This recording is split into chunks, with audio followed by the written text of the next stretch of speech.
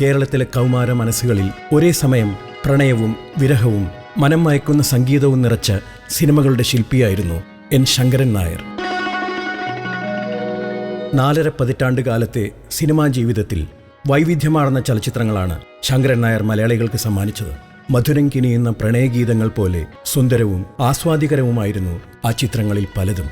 ഉത്തരേന്ത്യൻ പ്രതിഭകൾ ഉൾപ്പെടെ പ്രഗത്ഭ സംഗീത ശില്പികളുടെ ഒരു നിര തന്നെ ആ ചിത്രങ്ങളിൽ പാട്ടൊരുക്കി. മലയാളികൾ ഇന്നും മൂളി നടക്കുന്നു ആ ഈണങ്ങൾ.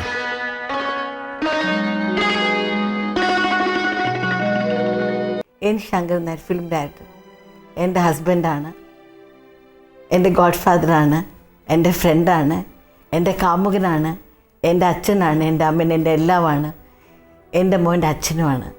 I am proud to say that I am Mrs Usha Shankaran Nair.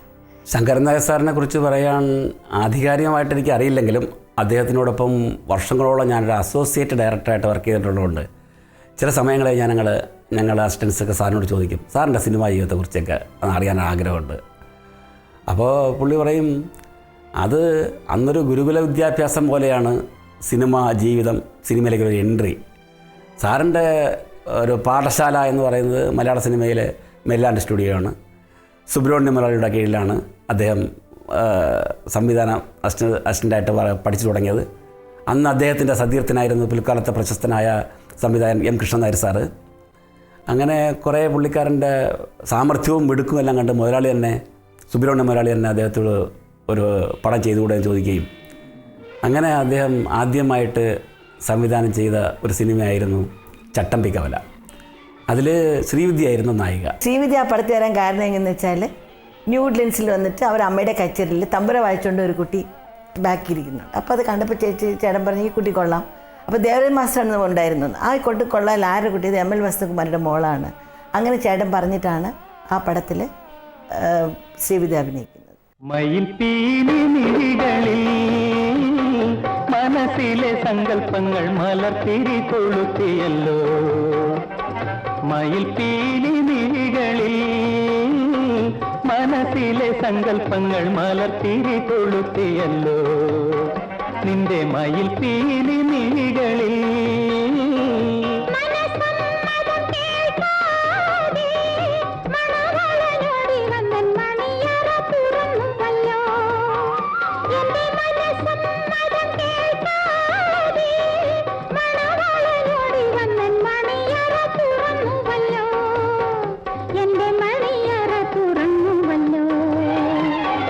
മയിൽ പീലികളിൽ മനസ്സിലെ സംഘങ്ങൾ മലർത്തിരി കൊളുത്തിയല്ലോ.